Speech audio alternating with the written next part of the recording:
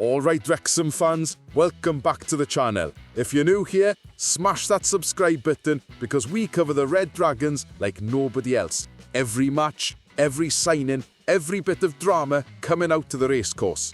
3 massive stories for you today about Wrexham AFC. We've got youth team heroics, a midfield maestro proving his worth, and then a big one. A Premier League legend just gave Reynolds and Rob some serious advice about our future. And trust me, you need to hear what he said. Let's get into it. Right, let's start with the future Red Dragons. Our under-15s grabbed a 1-1 draw against Stockport County in the Floodlit Cup. And there's a proper talent in this squad we need to talk about. Kenyon Holsworth, remember that name. 34 minutes in, the lad picks up the ball, drives straight through the heart of Stockport's defence like they weren't even there and slots it home from close range. Absolute quality. The young Dragons are sitting on 3 points now after 3 matches, beat Bolton 2-0 in the opener, lost narrowly to Crewe, and now this draw. They've got Oldham left to play, and only 2 teams go through from the group. It's tight, but they're in with a shout.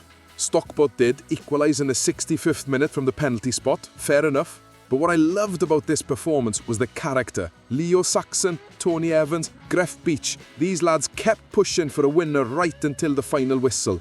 Evans had a golden chance in the 75th minute from close range, but couldn't convert. These Floodlit Cup fixtures are special, right? The youngsters get to play in front of an actual crowd at the racecourse, feel that atmosphere, understand what it means to pull on the red shirt. This is where future first teamers are made, and Holsworth's showing he's got something about him. But that's not the only news coming out of the racecourse. George Dobson is quietly having an absolute stormer of a season, and I don't think he's getting enough credit for it.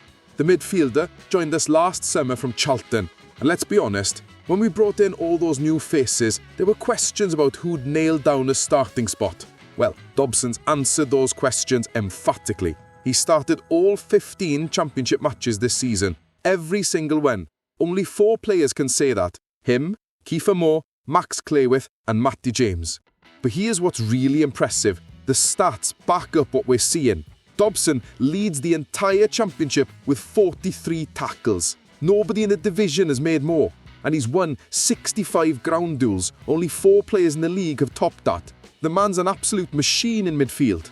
After that 1-0 win against his old club Charlton, Dobson opened up about what's behind this form. He said he knew stepping up to the championship would be tough, especially with all the quality we'd signed. So what did he do?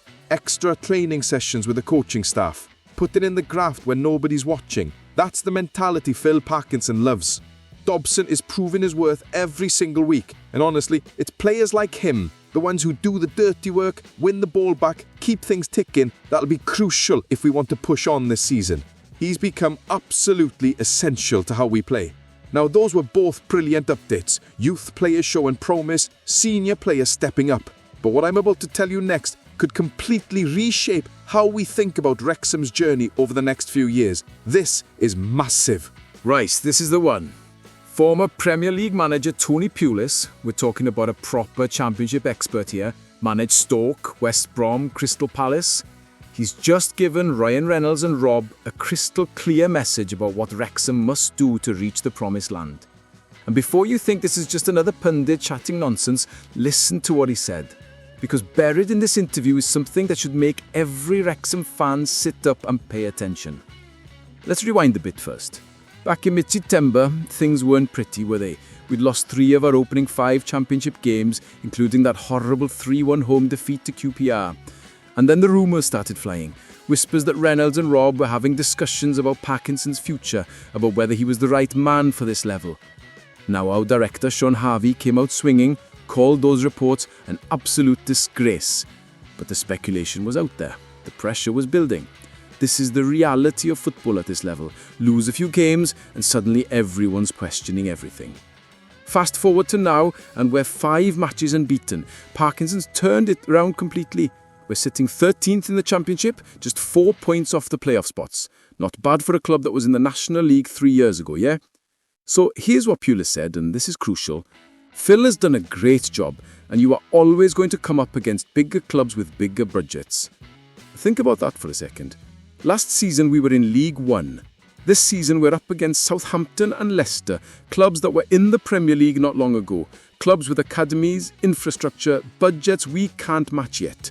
The gap, as Pulis puts it, is enormous at times. But here's where it gets interesting. Pulis reckons we can close that gap. Not this season, he's being realistic, says if we finish top half of the Championship he'd be delighted, but over time with the right backing and patience. And when he said something that should make Reynolds and Rob sit up and listen. They will need a good few transfer windows, starting in January and then in the summer, which can then build their squad further. This is the roadmap, folks. This is what sustainable growth looks like. Not panic buying, not sacking managers when things get tough, but building systematically over multiple windows. We spent 33 million quid in the summer. That's enormous for a club at our level. But Pulis is saying that's just a start. January window coming up, then next summer, then the one after that. Each time incrementally improving the squad quality until we've got a group capable of genuinely competing for promotion to the Premier League. Now here's what nobody's talking about yet. When Pulis was asked directly, is Phil Parkinson the right manager to take Wrexham to the Premier League, he didn't hesitate. Without any question of a doubt, he said. He knows the game so well and has done such a great job so far. This is a manager who's worked at the highest levels, backing Parkinson completely. And he explained why. He knows how to win football matches. This is so important, and therefore he has the trust of the owners and can get them up. Think about Parkinson's track record. He got us back-to-back promotions from the National League to League One. He's navigated the Championship before with other clubs. He understands the grind, the physicality, the tactical nuances of this division. But here's the tension, right? Because we've seen what happens when things go wrong. Those rumours in September weren't pulled out of thin air. Football's ruthless. Owners get nervous, fans get frustrated, social media goes mad after every loss. Pulis is essentially telling Reynolds and Rob, resist that urge. Stand by your manager. Give him time. Give him the transfer windows he needs, because sacking Parkinson and starting again would set us back months, maybe years. And look where we are right now, 5 unbeaten, playing some decent football, Dobson bossing midfield like we just discussed, young players coming through, the infrastructure improving every season. What would you do if you were Reynolds right now? You've invested millions, the documentary showing a journey to millions worldwide. The pressure to succeed is enormous. Do you stick with a plan, trust the process, accept that reaching the Premier League might take 3 or 4 more seasons, or do you get impatient, start making reactionary decisions? Here's my take on this, and it's something the media isn't really emphasising enough. Wrexham's rise has been built on stability. Reynolds and Rob bought the club, backed Parkinson, invested in the squad and facilities, and let the football people do their jobs. That's why we've had 3 consecutive promotions. The moment we abandon that approach, the moment we start panicking, sacking managers, making desperate signings, is the moment this fairy tale risks falling apart. Pulis mentioned something else that's worth unpacking. He said give Parkinson time to get used to the Championship. That's important. This isn't like League One where we could outspend most clubs and overpower teams with quality.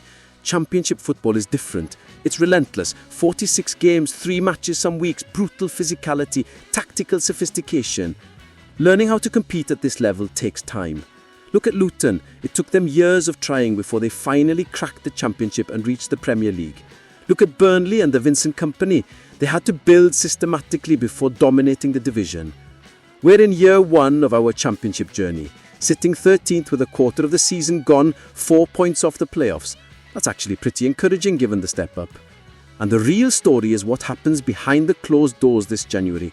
Because if Reynolds and Rob follow Pulis' advice, they'll be backing Parkinson with another significant investment.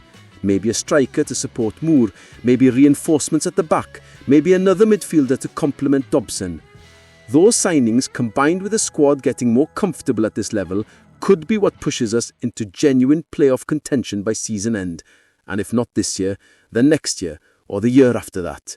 The Premier League dream is real, but it requires patience, smart recruitment, and unwavering support for the manager who's delivered everything asked of him so far.